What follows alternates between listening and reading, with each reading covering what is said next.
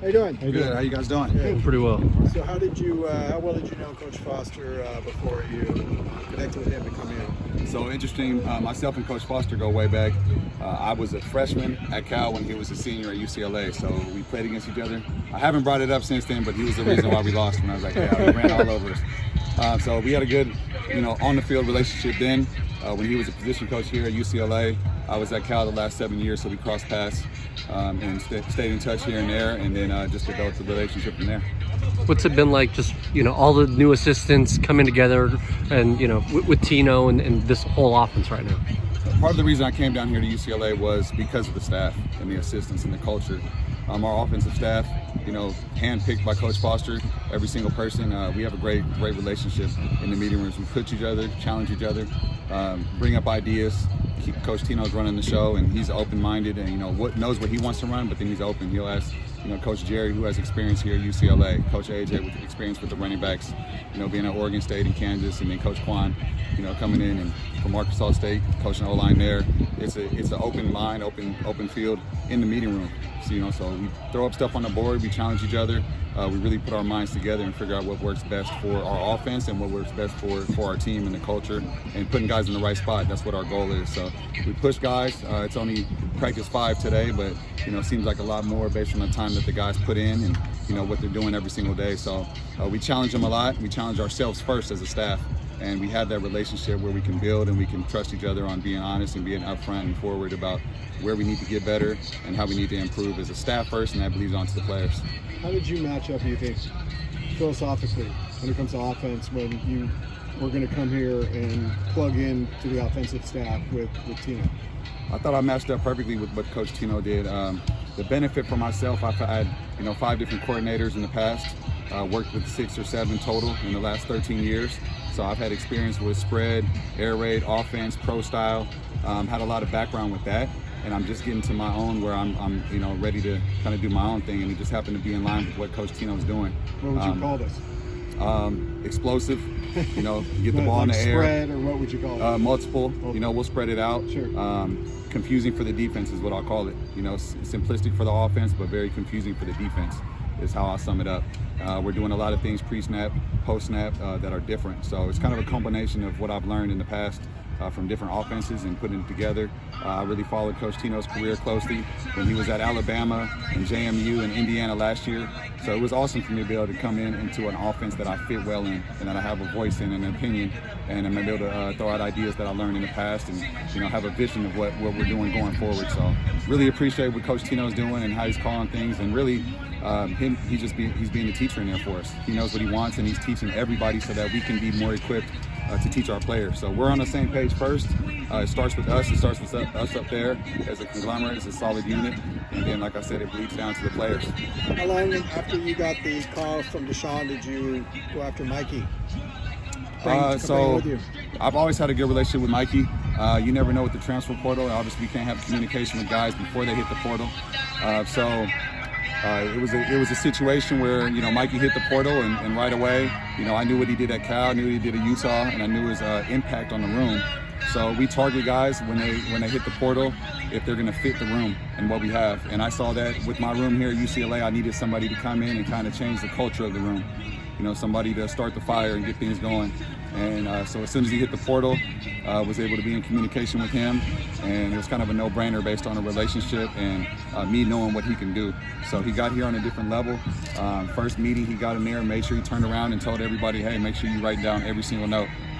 So within, a couple of hours, he changed the culture, and that's exactly what I expected. So now that he's there, I'm challenging Mikey every day to be a leader, understanding my coaching style, understanding what he wants to do. This is his 3rd school, so he's all business right now. He knows that he wants to go win games, plain and simple. What does he bring on the field? On the field, Mikey brings exactly what he brings off the field. He brings leadership, he brings motivation, he pushes guys that are older than him, he brings up guys that are younger than him. He brings energy.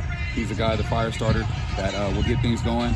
A lot of it's nonverbal communication. I could just look at Mikey and he knows what time it is. He knows what he needs to do.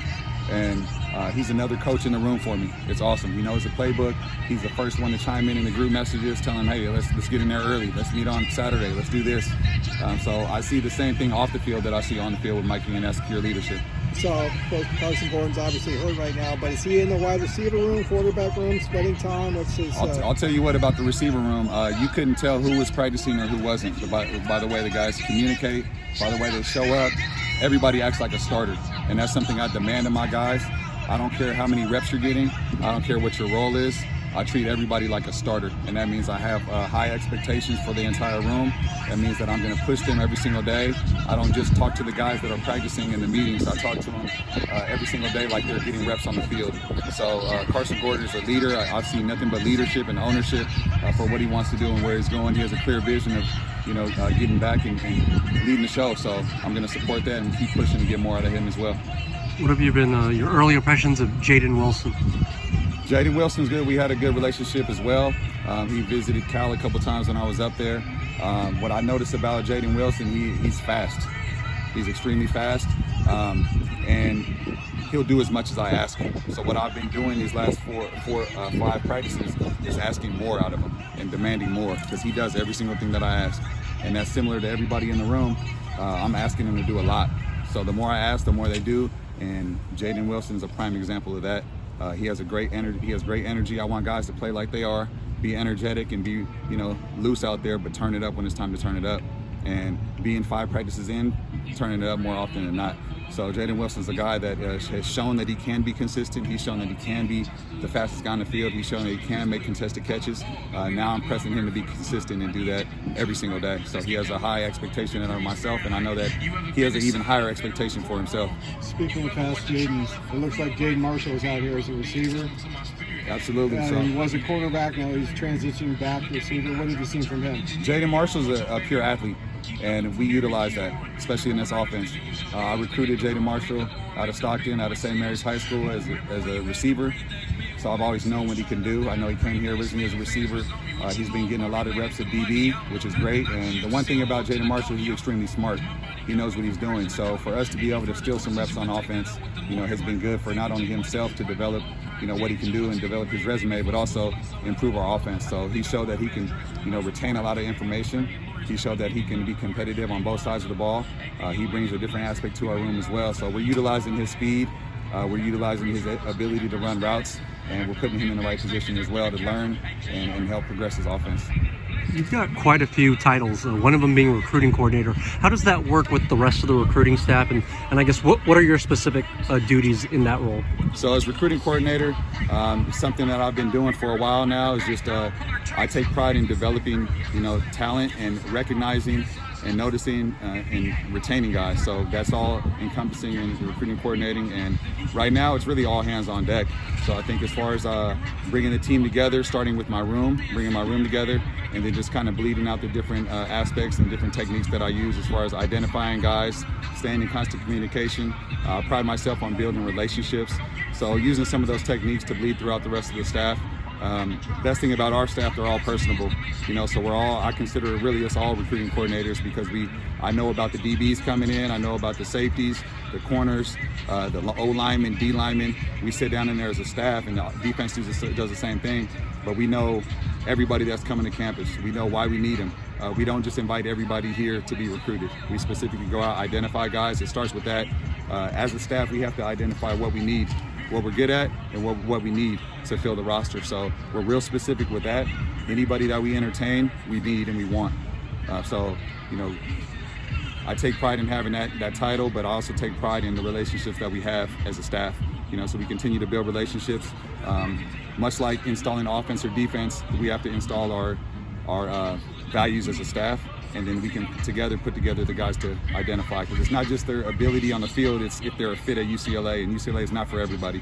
It's for guys that want to get a degree, own their own business, make it to the NFL. It's for a good specific group of guys, so we can identify them, and then as a whole we go out and attack and recruit and bring guys here to help us win games. What have you seen from some of the returning guys like Quasi and TMA, just in your first impressions on the field in 4 practices? So with the guys that have been here, one thing that helped out a lot. You know, I was Quasi and TMA's either first or second offer, you know, out of high school. So I had relationships with them. I knew who they were. When I got here, I knew that they needed to take a step up. And it wasn't just on the field, it was in the meeting rooms.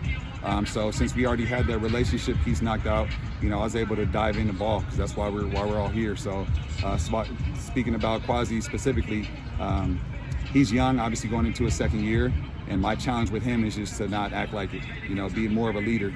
I think he underestimates sometimes his leadership skills and abilities, and doesn't recognize how many people follow what he does. So guys like Mikey coming in that were leaders and that are, you know, kind of guys that come in that know how to do things. You know, Quasi started to compete. He's a competitor. He's a competitor. I have to be the one to say, hey, you're done. You know, he wants to take more and more reps. And I'd much rather say whoa than go for these guys. You know, so it's good to be able to see Quasi out there. I've seen his competitive edge. He's a technician too. So much like the rest of the room, I can tell him exactly what to do and he'll do it. Guys like that, guys like TMA, he makes me and forces me to be a better coach, because he's going to do exactly what I say and exactly what I ask of him. And every time I have something to say, they've already got it written down on their list, and they know what they need to get better at already before I say it. So when you have guys that are self-motivated and internally motivated, it makes my job easier, and I can demand more out of them and expect higher things out of them. Awesome. Thank you. Thank you. All good? All right, thank you.